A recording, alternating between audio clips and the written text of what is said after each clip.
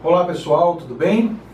Em continuidade das nossas videoaulas, trataremos agora da identificação da peça e da estrutura da peça processual do recurso especial. Anteriormente falamos sobre o recurso extraordinário em relação à estrutura da peça e as exigências específicas no caso, muito daquilo se aplica que nós falaremos agora sobre o recurso especial. Pois bem, como identificar a peça? Você estará então, mais uma vez repito a vocês, naquele seu momento de análise, após respirar fundo, antes de você ler pela primeira vez, logo quando você recebe o caderno de prova lá no exame de ordem, respirou fundo, deu um tempinho, um minutinho, vai ler o enunciado da peça prática profissional.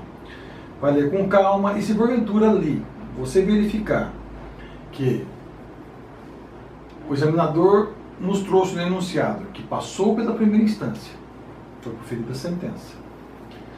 Passou pela segunda instância, foi proferido um acórdão ou uma decisão monocrática de mérito, nos termos do artigo 932, inciso 4 ou 5, que não é caso de embargo de declaração ou que já foram interpostos e rejeitados. Evidentemente, nós sabemos que houve, então, o exaurimento de instância. Trata-se de causa decidida em última instância, ok? Ou única instância. Bateu o olho, nós vamos ler daqui a pouco o texto, vai ficar claro para vocês que estamos ante uma hipótese de recurso especial ou extraordinário. E aí você vai ler o texto. Se a questão ali ofendida é uma questão federal ou uma questão infraconstitucional, perdão, se é uma questão federal ou infraconstitucional ou se é uma questão constitucional. Nós vimos anteriormente que a questão da obrigatoriedade de licitação lá no recurso extraordinário enseja a interposição naquela hipótese da videoaula anterior. Aqui leremos daqui a pouco para vocês o enunciado da peça prática que nós indicamos e extraímos do exame de ordem também, para demonstrar que justamente isso que o examinador fez. Ele traz essa narrativa e você vai conseguir identificar então que é a hipótese de recurso especial, ok? Sentença, acórdão, embarcação, ficou tudo para trás, esgotamento, esgotou totalmente as instâncias anteriores, todos os recursos ordinários já foram ultrapassados, é o caso de recurso especial ou extraordinário, e na hipótese aqui você vai ver se aquilo que ficou ali, a questão federal abordada ali, se enquadra em uma daquelas hipóteses do inciso 3 do artigo 105 da Constituição, principalmente na linha A. Lembrando então que, se porventura uma daquelas hipóteses, e mais uma vez reafirmando, trata-se de recurso de fundamentação vinculada, se você verificou hipótese de cabimento, então já podemos passar aí para a elaboração do nosso esqueleto, certo?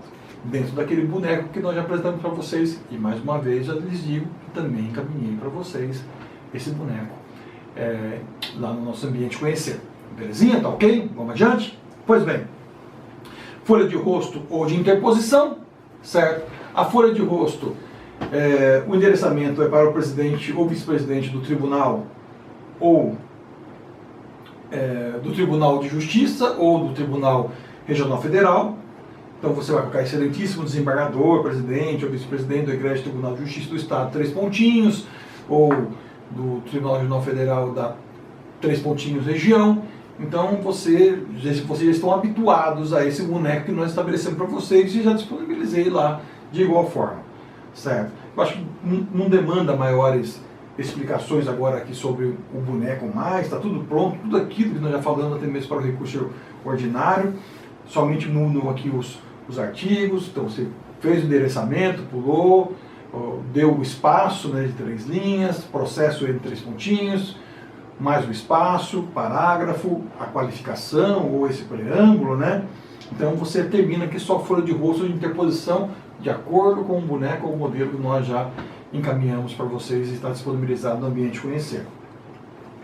Aí vamos então, terminou lá embaixo, né? Local e data, advogado, OAB-N, 3 pontinhos, 3 linhas, razões do recurso especial. Por uma linha, recorrente recorrido, processo, Egrégio Superior Tribunal de Justiça, doutos ministros, houve a saudação de igual forma como falamos do recurso extraordinário, e tem um do cabimento do presente recurso. Você vai ter que demonstrar, com base no artigo 105, 3A da Constituição Federal, o cabimento do recurso, que houve, então, essa contrariedade, né, a tratado ou lei federal, ou negou vigência a eles. Você vai ter que demonstrar aí, você vai extrair isso do enunciado, você não vai inventar, como sempre digo, vai extrair do enunciado. E é claro, a importância de você destacar nessa relação de cabimento que não é o caso de se aplicar a súmula 7 do STJ, ou seja, que não é matéria fática, é matéria de direito, e vai ficar demonstrado aqui, evidentemente, a questão federal. E essa questão federal é chamada para questionamento. Você vai ter que demonstrar o questionamento que a questão federal ela foi abordada no acordo recorrido ou na decisão monocrática recorrida. Feito isso do cabimento, antes de eu falar da síntese do processado, vamos lá para o enunciado da questão relativa ao recurso especial. Então vamos lá. Foi retirado do 20º...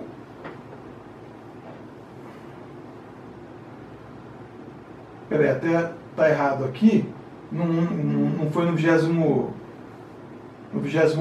não. Mas depois eu passo para vocês, eu faço a correção de qual exame de ordem que saiu. Vamos lá.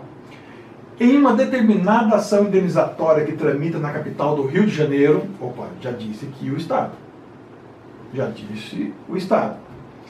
O promitente comprador de um imóvel, Serafim, pleiteia da promitente vendedora, incorporadora X, sua condenação ao pagamento de quantias indenizatórias a título de 1. Lucros cessantes em razão da demora exacerbada na entrega da unidade imobiliária e 2. Danos morais. Todas as provas pertinentes e relevantes dos fatos constitutivos do direito do autor foram carreadas aos autos. Na contestação, o réu suscitou o preliminar de ilegitimidade passiva, apontando como devedora de eventual indenização a sociedade construtora Y, contratada para a execução da obra.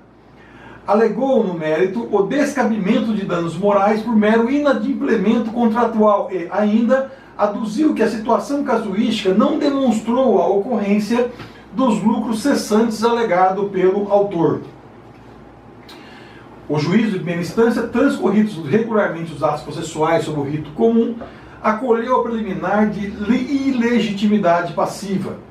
Da sentença proferida à luz da vigência do CPC de 2015, já dá uma dica aqui, está falando de lei federal, o autor interpôs recurso de apelação, mas o acórdão no Tribunal de Justiça correspondente, do Rio de Janeiro, manteve integralmente a decisão pelos seus próprios fundamentos, sem motivar específica e casuisticamente a decisão. O autor, diante disso, opôs embargos de declaração por entender que havia omissão no acórdão para pré-questionar a violação de norma federal aplicável ao caso em tela. Olha, gente, deu aqui, deu a peça. Para pré-questionar a violação de norma federal aplicável ao caso em tela. Deu a peça para o profissional, recurso especial.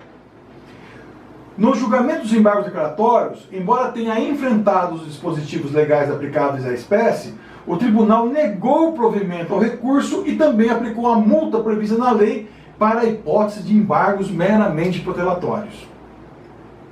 Na qualidade de advogado de Serafim, indique o meio processual adequado para a tutela integral do seu direito em face do acordo do tribunal, elaborando a peça processual cabível no caso, excluindo-se a hipótese de novos embargos de declaração, indicando seus requisitos e fundamentos nos termos da legislação vigente. Observação: a peça deve abranger todos os fundamentos do direito que possam ser utilizados para dar respaldo à pretensão. A simples menção ou transcrição do dispositivo legal não confere pontuação. Então, gente, ficou bem claro aí, está lá a competência para a Justiça do Rio de Janeiro. O examinador nos deu já a questão federal, ele fala justamente aqui da questão da legitimidade. E é isso que você vai ter que discutir à luz do Código de Processo Civil, a questão da legitimidade ou não da parte.